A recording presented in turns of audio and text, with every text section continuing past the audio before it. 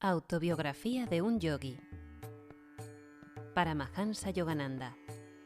Capítulo 12. Años en la ermita de mi maestro. «Has venido», me dijo Sri Yukteswar, saludándome desde la piel de tigre en la cual estaba sentado en su antesala de balcones. Su voz y sus modales eran fríos, sin emoción alguna. «Sí, amado maestro, estoy aquí para seguirle», y arrodillándome toqué sus pies. «¿Cómo puede ser si ignoras mis deseos?»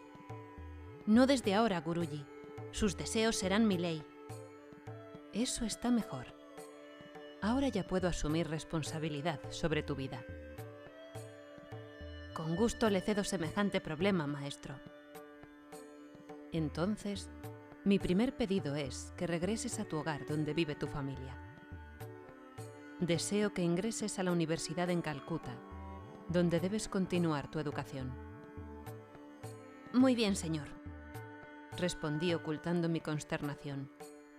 ¿Me perseguirán por años los inoportunos libros? Primero mi padre, y ahora Sri Yukteswar. Algún día irás a Occidente. Su pueblo prestará más atención a la antigua sabiduría de la India si el extraño instructor hindú posee un grado universitario. Usted sabe lo que es mejor, Guruji. Mi tristeza desapareció. Su referencia acerca de Occidente me parecía incomprensible y remota, pero la oportunidad para complacer a mi maestro por medio de la obediencia era vitalmente inmediata. Estarás cerca, en Calcuta. Ven a verme cuando tengas tiempo. Todos los días, si es posible, maestro. Acepto gustosamente su autoridad en todos los detalles de mi vida, con una condición. ¿Sí? Que me prometa revelarme a Dios. Se inició un debate verbal que duró 1 hora. La promesa de un maestro no puede ser falsificada y, por lo tanto, no se otorga a la ligera. Las implicaciones de semejante compromiso abren un vasto panorama metafísico. Un gurú debe estar estrechamente unido con el Creador antes de que pueda obligarle a aparecer. Yo presentía la divina unión de Sri Yukteswar y, como discípulo suyo, estaba decidido a aprovechar esa ventaja. «Eres de una naturaleza exigente». Luego, el compasivo asentimiento del maestro se expresó así: «Que tu deseo sea mi deseo». La sombra de una vida entera se esfumó de mi corazón. La vaga búsqueda aquí y allá había concluido. Había encontrado al fin mi eterno refugio bajo el amparo de un verdadero gurú. Ven, te mostraré la ermita. Mi maestro se levantó de su tapete de piel de tigre. Miré a mi alrededor y mi vista sorprendida cayó sobre un retrato adornado con jazmines que estaba en un muro. ¡La Giri Mahasaya! Sí, mi divino gurú. La voz de Sri Yukteswar era vibrante y reverente. Su estatura superaba, como hombre y como yogi, a la de cualquier otro maestro cuya vida estuvo al alcance de mis investigaciones.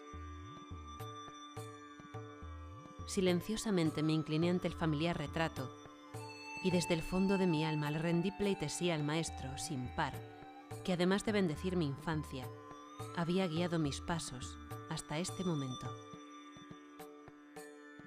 Acompañado por mi maestro, caminé por la casa y el jardín. La ermita era espaciosa, antigua y bien construida, circundada por un atrio de sólidos pilares. Las paredes exteriores estaban cubiertas de musgo. Las palomas volaban sobre el tejado gris, compartiendo sin ceremonias las habitaciones del ashram. En la parte posterior había un bonito jardín, con árboles frutales de nanjea, mango y plátano. Balcones con balaustradas en las habitaciones superiores daban frente al patio por 3 lados de la casona de 2 pisos. Un espacioso vestíbulo de columnas y elevado techo se usaba, según me decía mi maestro, principalmente durante las festividades anuales del Durga Puja. Una estrecha escalera conducía a la sala de Sri Yukteswar, cuyo pequeño balcón daba a la calle. El ashram estaba sobriamente amueblado. Todo allí era sencillo, limpio y útil. Había algunas sillas de estilo occidental y también bancas y mesas. Mi maestro me invitó a pasar allí la noche. Una cena con curry vegetal nos fue servida por 2 jóvenes discípulos que recibían su adiestramiento en la ermita. Guruji, dígame algo sobre su vida. Yo estaba en cuclillas, sobre una estera de paja junto a su piel de tigre. Las familiares estrellas parecían más próximas a través del balcón. Mi nombre de familia era Priya Nath Karar. Nací aquí, en Serampore, en donde mi padre era un negociante próspero. Él me dejó la mansión ancestral, ahora mi ermita. Mi educación escolar fue poca. La encontré lenta y superficial. Temprano en mi juventud, asumí las responsabilidades de jefe de la familia y tengo una hija, ahora casada. Mi edad media fue bendecida con la guía de la Giri Mahasaya. Después de la muerte de mi esposa, entré en la orden de los Swamis y recibí entonces el nuevo nombre de Sri Yukteswar Giri. Estos son mis sencillos anales. Mi maestro sonrió al ver mi ansiosa cara. Como todos los esquemas biográficos, sus palabras habían expresado los hechos exteriores sin revelar nada de las características del hombre interno. Guruji, me gustaría escuchar algunos episodios de su niñez. Te contaré algunos, cada cual con su moraleja. Los ojos de Sri Yukteswar brillaron mientras hacía esta advertencia. En cierta ocasión, mi madre trató de asustarme con un espantoso cuento de fantasmas en un cuarto oscuro. Fui inmediatamente allí y luego le expresé mi desilusión al no encontrar al fantasma. Mi madre no me volvió a repetir ningún cuento de horror. Moraleja, mira al miedo de frente y cesará de importunarte. Otro recuerdo que guarda mi memoria se refiere al anhelo que tenía de poseer un perro muy feo cuyo dueño era un vecino. Durante semanas enteras mantuve a los miembros de mi familia en continuo alboroto para que me consiguieran el perro. Mis oídos permanecían sordos a todos sus ofrecimientos de otros animales más atractivos. Moraleja, todo apego es cegador y presta un imaginario halo de atracción al objeto deseado. La tercera anécdota se refiere a la plasticidad de mi mente juvenil. Alguna vez oí decir a mi madre: el hombre que acepta un puesto bajo la dirección de otro es un esclavo. Esa impresión me quedó tan indeleblemente grabada que aun después de mi matrimonio rehusé toda clase de empleos. Hice frente a los gastos invirtiendo la heredad de la familia en tierras. Moraleja, sugerencias buenas y positivas deben instruir los sensibles oídos de los niños. Sus primeras ideas permanecen profundamente grabadas. El maestro cayó en un silencio apacible. Cerca de la medianoche, me condujo hacia un catre estrecho. Mi sueño fue profundo y agradable aquella primera noche bajo el techo de mi gurú. Sri Yukteswar escogió la siguiente mañana para conferirme la iniciación en Kriya Yoga. Esta técnica la había recibido yo anteriormente de 2 discípulos de la Giri Mahasaya, mi padre y mi tutor, Swami Kevalananda. Pero mi maestro poseía un poder transformador. A su contacto una gran luz se abrió paso en mi ser, como la gloria de incontables soles ardiendo juntos. Un torrente de inefable felicidad inundó mi corazón hasta lo más profundo. Era ya muy avanzada la tarde del día siguiente, cuando logré decidirme a abandonar la ermita. Regresarás dentro de 30 días. Cuando llegué a mi casa en Calcuta, el cumplimiento de la predicción de mi maestro entró conmigo. Ninguno de mis parientes hizo observación alguna acerca de la reaparición del pájaro vagabundo. Subí a mi buhardilla y dirigí a mi alrededor miradas cariñosas, como ante una presencia viviente. Tú has sido testigo de mis meditaciones, de las lágrimas y tormentos de mi sadhana. Ahora he llegado al puerto feliz de mi divino Maestro. Hijo, me siento feliz por los dos. Mi padre y yo nos sentamos juntos bajo la calma de la tarde. Tú has encontrado a tu maestro en la misma forma milagrosa en que yo encontré al mío. La santa mano de la Giri Mahasaya está guardando nuestras vidas. Tu maestro ha resultado ser no un santo inaccesible del Himalaya, sino uno cercano. Mis oraciones han recibido respuesta. Tú no has sido alejado completamente de mi vista en tu búsqueda de Dios. Mi padre también estaba satisfecho porque iba a reanudar mis estudios formales y para ello realizó los arreglos necesarios.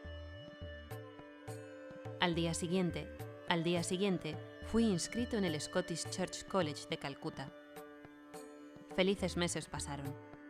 Mis lectores, sin duda, se habrán hecho la perspicaz reflexión de que a mí se me veía poco en las aulas de la universidad. La ermita de Serampore me atraía de un modo irresistible. El maestro aceptó mi constante presencia sin ningún comentario. Para mi tranquilidad, rara vez hacía referencia a las clases de la universidad, aun cuando era bien claro para todos que yo no estaba hecho para ser un buen estudiante. De tiempo en tiempo me las arreglaba para obtener una mínima calificación que me permitía pasar de curso. La vida diaria en el ashram se deslizaba tranquilamente, con muy pocas variaciones. Mi maestro se despertaba antes del amanecer y, recostado en el lecho o sentado en él, entraba en el estado de samadhi. Era muy sencillo descubrir cuándo el maestro había despertado por la brusca suspensión de sus estupendos ronquidos. 1 o 2 suspiros, algún movimiento del cuerpo, luego un silencioso vacío respiratorio. El maestro se hallaba sumergido en el profundo goce del yoga. El desayuno no era inmediato. Primero venía un largo paseo por el Ganges. Aquellos paseos matinales con mi gurú, cuán reales y vívidos permanecen conmigo. En la fácil evocación de mi memoria, con frecuencia me encuentro a su lado. El temprano sol calienta el río y su voz resuena plena de auténtica sabiduría. Luego un baño. Después la comida de mediodía. Su preparación, de acuerdo con las instrucciones diarias del maestro, era la más cuidadosa tarea de sus jóvenes discípulos. Mi gurú era vegetariano. Antes de acogerse a la vida monástica, comía huevos y pescado. Su consejo a los estudiantes era el de seguir una dieta sencilla y adecuada a la constitución de cada uno. Mi maestro comía poco, con frecuencia arroz coloreado con cúrcuma o jugo de betabel o espinacas, ligeramente rociado con manteca clarificada de leche de búfalo o mantequilla batida. Otro día tomaba, por ejemplo, una sopa de lentejas, dal o un curry de channa con verduras. Como postre tomaba mangos o naranjas con budín de arroz o jugo de nanjea. Los visitantes hacían su aparición por la tarde. Una corriente continua llegaba del mundo a la tranquila ermita. Mi gurú trataba todas las visitas con cortesía y gentileza. Un maestro, aquel que ha tomado plena conciencia de sí mismo como el alma omnipresente y no como el cuerpo o el ego, percibe en todos los seres humanos una notable similitud. La imparcialidad de los santos se basa en la sabiduría. Ellos son insensibles a los alternantes aspectos de Maya, invulnerables a las atracciones y aversiones que confunden el juicio de las personas corrientes. Sri Yukteswar no manifestaba ninguna consideración especial hacia los hombres acaudalados, poderosos o de éxito, ni tampoco desdeñaba a los pobres o faltos de cultura. Solía escuchar respetuosamente las verdades de un niño, haciendo caso omiso en ocasiones a la presunción de un pandit. Las 8 de la noche era la hora de la cena, y a veces aún se encontraban en la ermita algunos visitantes. Mi maestro no se excusaba para ir a comer solo. Nadie salía de la ermita hambriento o insatisfecho. Sri Yukteswar jamás carecía de recursos ni se desanimaba ante la llegada de visitantes inesperados. con pocos alimentos organizaba un banquete bajo su ingeniosa dirección. Sin embargo, era económico y sus modestos recursos lo llevaban lejos. «Vivid cómodamente con vuestro presupuesto», decía con frecuencia. «La extravagancia os aportará incomodidades». En los detalles de la ermita, ya fueran agasajos, reparaciones del edificio o cualquier otra cosa, el maestro mostraba la originalidad de un espíritu creador. Las quietas horas de la noche a menudo brindaban una de las disertaciones de mi gurú, tesoros que desafiaban al tiempo. Cada expresión suya era cincelada por la sabiduría. Una sublime confianza en sí mismo marcaba el incomparable estilo de su expresión. Hablaba siempre como nadie había hablado jamás, según mi experiencia. Sus pensamientos eran pesados en la delicada balanza del discernimiento antes de ser expresados exteriormente. La esencia de la verdad, plenamente trascendente aún en su aspecto fisiológico, brotaba de él como una fragante exudación del alma. Yo tenía invariablemente la conciencia de que me hallaba ante la presencia de una viviente manifestación de Dios. El peso de su divinidad hacía que de manera automática me inclinara reverentemente ante él. Si algunos huéspedes descubrían que Sri Yukteswar se encontraba absorto en el infinito, él inmediatamente los inducía a conversar. Era incapaz de asumir una pose ni de hacer ostentación de su recogimiento interior. Siempre unido al Señor, no necesitaba de un tiempo especial para comulgar con Él. Un maestro que ha alcanzado la unión divina ha dejado atrás los peldaños de la meditación. La flor se extingue cuando el fruto aparece. Pero los santos suelen adherirse a las prácticas espirituales para servir de ejemplo a sus discípulos. Cuando se acercaba la medianoche, mi gurú se adormecía a veces con la naturalidad de un niño. No hacía ningún gran preparativo para acostarse. Con frecuencia se recostaba, sin almohada siquiera, sobre una estrecha litera que le servía de respaldo a su habitual asiento de piel de tigre. Una discusión filosófica de toda una noche no era cosa rara. Cualquier discípulo podía provocarla, por la intensidad de su interés. Nunca experimenté cansancio alguno, ni deseo de dormir en aquellas ocasiones. Las vívidas palabras de mi maestro eran suficientes. «Oh, ya amaneció. Vayamos a dar un paseo por el Ganges». Así concluían muchas de estas edificantes charlas nocturnas. Mis primeros meses en compañía de Sri Yukteswar culminaron con una lección práctica. Cómo conquistar a un mosquito. En mi casa mi familia solía protegerse bajo mosquiteros por la noche. En Serampore me acongojé mucho al ver que no se seguía esa prudente costumbre, a pesar de que allí los mosquitos eran numerosos. Me picaban de pies a cabeza. Mi maestro me compadeció. «Cómprate un mosquitero para ti y otro para mí», me dijo riendo, y agregó: «Si compras solo uno para ti, todos los mosquitos se cebarán en mí». Más que agradecido le obedecí con diligencia. Cada noche que pasaba en Serampore, mi maestro me pedía que colocara los mosquiteros sobre las camas. Una noche, no obstante, aun cuando una nube de mosquitos nos rodeaba, mi maestro no dio sus acostumbradas instrucciones. Con inquietud escuchaba yo el expectante zumbido de los insectos. Al acostarme, dirigí una oración propiciatoria para conjurarlos. Media hora después, tosí ostensiblemente para atraer la atención de mi gurú. Pensé que enloquecería con las picaduras de los mosquitos y especialmente con el zumbido con que celebraban sus ritos, sedientos de sangre. Pero no hubo respuesta de mi maestro. Me acerqué a él cautelosamente. No estaba respirando. Esa era la primera vez que yo le veía en trance yógico, lo cual me llenó de terror. «Su corazón debe haberle fallado», pensé. Coloqué un espejo ante su nariz y ningún vapor de aliento apareció en él. Para cerciorarme bien, cerré por varios minutos su boca y sus fosas nasales con mis dedos. Su cuerpo estaba frío y sin movimiento. Atónito busqué la puerta para pedir socorro. «Ajá, un aprendiz de experimentador. Mi pobre nariz». La voz de mi maestro se estremecía de risa. «¿Por qué no te acuestas? ¿Es que va a cambiar el mundo por ti? Cámbiate a ti mismo y aparta de tu conciencia a los mosquitos». Humildemente regresé a mi cama. Ningún insecto volvió a acercarse.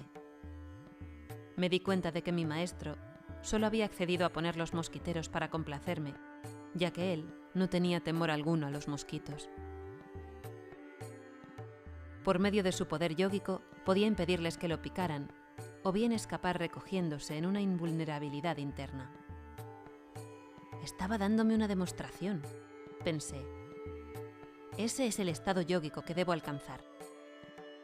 Un verdadero yogi es capaz de obtener la supraconsciencia y permanecer en ella sin importarle las múltiples distracciones que jamás faltan en este mundo, ya se trata del zumbido de los insectos o de la penetrante luz del día. En el estado inicial de Samadhi, Savikalpa, el devoto se desconecta de todo testimonio sensorial del mundo externo. El oído y la vista se abren entonces hacia mundos interiores más bellos que los del pristino Edén.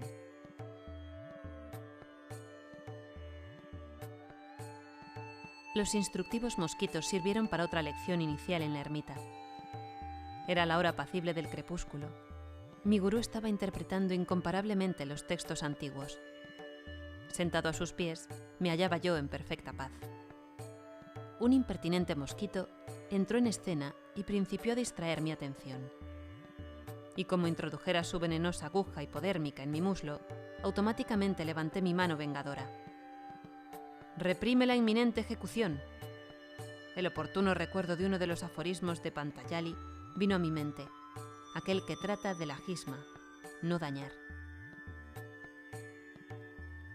«¿Por qué no terminaste la obra?» «Maestro, ¿aprueba usted el matar?» «No, pero el golpe mortal ya ha sido ejecutado en tu mente». «No comprendo». El sentido del aforismo de Patanjali es eliminar el deseo de matar. Sri Yukteswar había leído mi proceso mental como en un libro abierto. Este mundo está inconvenientemente arreglado para la práctica literal de ahimsa. El hombre puede verse obligado a exterminar las criaturas perjudiciales, pero no debe caer bajo la compulsión de la ira o la animosidad. Todas las formas de vida tienen igual derecho al aire de Maya. El santo que descubre los secretos de la creación deberá estar en armonía con las múltiples y desconcertantes expresiones de la naturaleza. Todos los seres humanos llegarán a comprender esta verdad superando su pasión por la destrucción. Maestro, ¿debe uno ofrecerse a sí mismo en sacrificio en vez de matar a una bestia salvaje? No. El cuerpo del hombre es precioso. Su valor es de primer orden en la escala evolutiva porque posee un cerebro y centros espinales únicos. Estos le permiten al devoto adelantado comprender y expresar plenamente los más elevados aspectos de la divinidad. Ninguna de las especies inferiores está así capacitada. Es verdad que se incurre en la deuda de un pecado menor si uno se ve obligado a matar a algún ser viviente. Pero los sagrados Shastras enseñan que la pérdida injustificada de un cuerpo humano es una transgresión muy grave contra la ley kármica. Respiré tranquilizado. No siempre se ven los propios instintos naturales confirmados por las escrituras. Aunque nunca vi a mi maestro enfrentarse a un tigre o a un leopardo, en cierta ocasión, una mortífera cobra le desafió, solo para ser vencida por el amor de mi gurú. El encuentro tuvo lugar en Puri, donde mi maestro tenía una ermita situada cerca del mar. Prafulla, un joven discípulo de los últimos años del maestro, se hallaba con él en tal ocasión. Estábamos sentados fuera de la ermita, me contó Prafulla, cuando cerca de nosotros apareció una amedrentadora cobra de más de 1 metro de largo. Su caperuza se hallaba furiosamente extendida, mientras se dirigía hacia nosotros. Mi gurú le dio la bienvenida con un chasquido de labios, como se suele hacer con un niño. Yo me sentí muy consternado al ver al maestro iniciar un rítmico palmoteo con las manos. Estaba entreteniendo al temido visitante. Permanecí completamente quieto, orando de manera ferviente en mi interior. La serpiente muy cerca del maestro se quedó inmóvil, aparentemente magnetizada por su acariciadora actitud. La temida capucha se replegó y el ofidio se deslizó entre los pies de Sri Yukteswarji y desapareció en la maleza. ¿Por qué el maestro movió las manos y por qué la cobra no le mordió? Esto me resultaba inexplicable en aquel momento, concluyó Parfulla. Desde entonces me he convencido de que nuestro divino gurú está más allá del temor de ser herido por cualquier criatura. Una tarde, durante los primeros meses de mi estancia en la ermita, tropecé con los ojos de Sri Yukteswar penetrantemente fijos en mí. «Estás muy delgado, Mukunda». Su observación dio en el blanco. Mis ojos hundidos y mi demacrada complexión no eran de mi agrado. Tenía numerosas botellas de tónicos en un estante de mi habitación en Calcuta, pero ninguno me servía. Una dispepsia crónica se había enseñoreado de mí desde la niñez. Ocasionalmente solía preguntarme con tristeza si valdría la pena vivir con un cuerpo tan delicado y enfermizo. Las medicinas tienen un límite, pero la divina energía vital creadora no tiene ninguno. Cree en esto. Serás sano y fuerte. Las palabras de Sri Yukteswar me convencieron de que yo podría aplicar con éxito esa verdad en mi propia vida. Ningún otro terapeuta, de los muchos que llegué a consultar, había sido capaz de despertar en mí aquella profunda fe. Día a día aumentaba mi salud y mi fortaleza. Gracias a la oculta bendición de mi maestro, en 2 semanas gané el peso que anteriormente había tratado en vano de obtener. Mis males del estómago desaparecieron definitivamente. En ocasiones posteriores, tuve el privilegio de presenciar las curaciones divinas realizadas por mi gurú en personas que padecían de tuberculosis, diabetes, epilepsia o parálisis. Hace algunos años, yo también quise aumentar de peso, me contó Sri Yukteswar poco tiempo. Durante la convalecencia de una grave enfermedad, visité a la Giri Mahasaya en Benares. Muy enfermo y he perdido kilos de... Veo, Yukteswar, que aceptaste enfermarte y ahora consideras que estás delgado.